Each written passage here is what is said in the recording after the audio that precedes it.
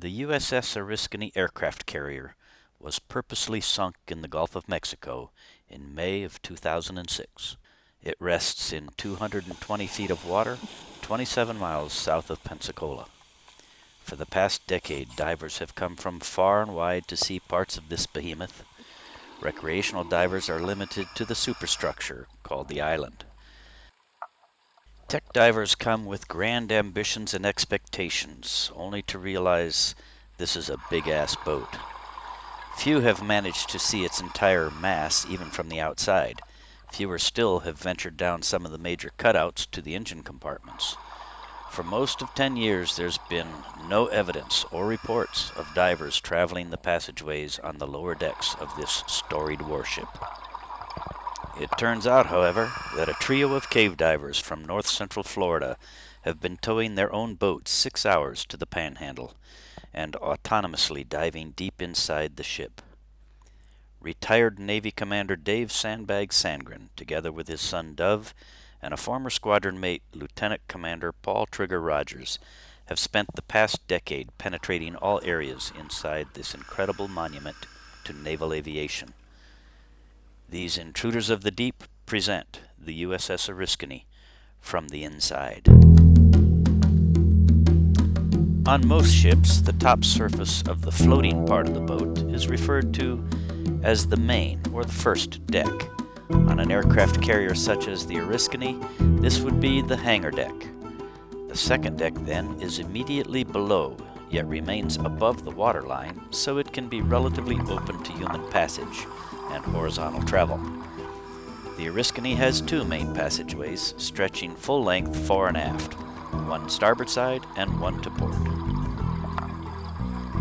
These 2 passageways then provide access to all spaces on the lower decks.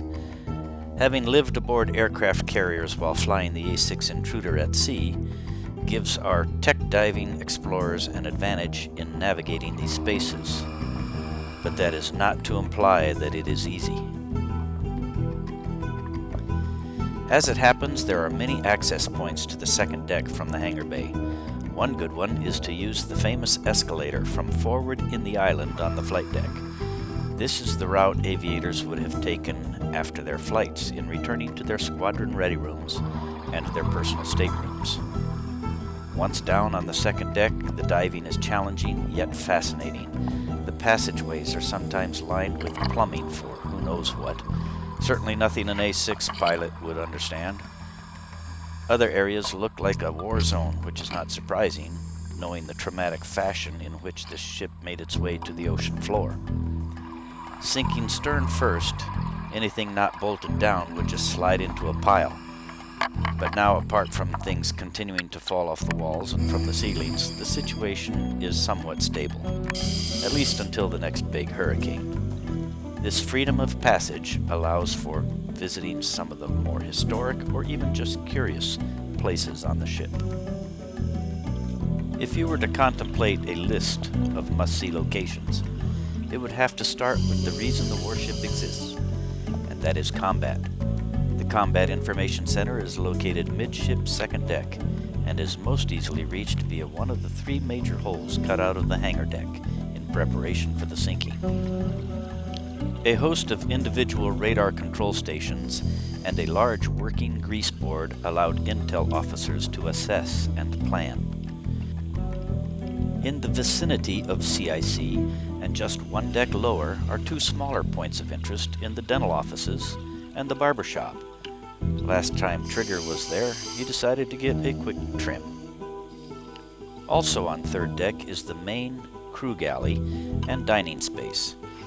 These griddles cooked thousands of sliders, offered to sailors as mid-rats, naval jargon for midnight rations. Generally, electric power to the ship is supplied through accessories on the main engines, but the Oriskany has 2 emergency diesel-powered generators as well, fore and aft. The one forward is a more challenging dive, but the one aft is easily accessed and is a sight to behold. Bright red and the size of a small bus. This is yet another must-see.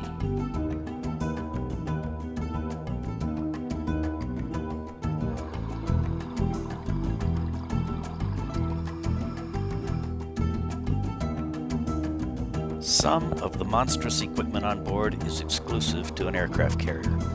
Lying just under the flight deck aft are 4 arresting gear engines.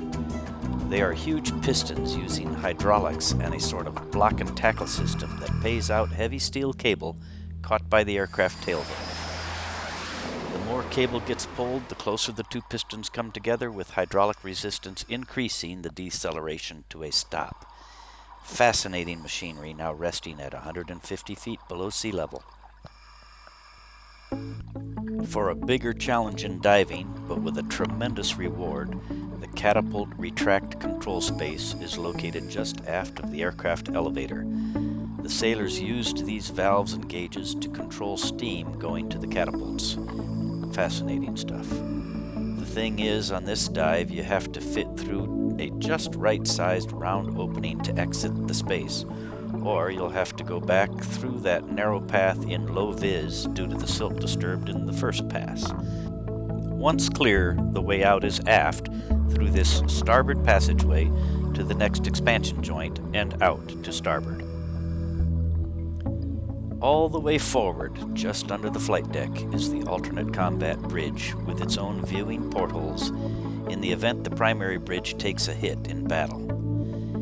Immediately aft of that is the forecastle, that's short for forecastle. That is where the anchor chains are managed with the huge windlasses.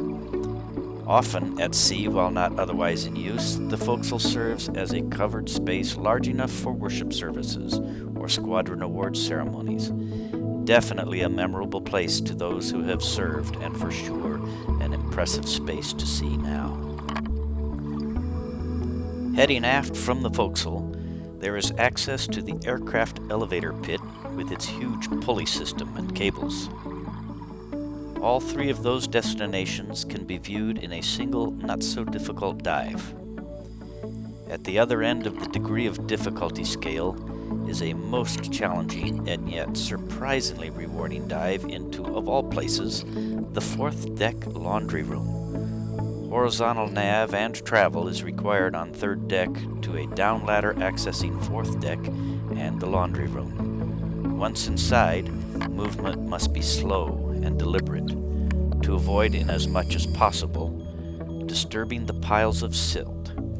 Your effort is rewarded when seeing the large presses that pleated the shirts and dungarees of the thousands of sailors that worked this flat top in the Vietnam era.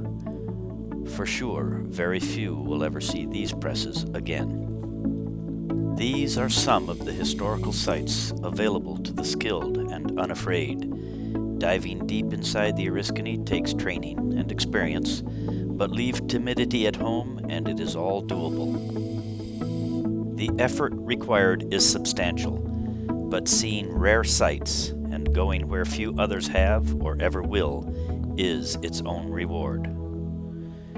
See you there.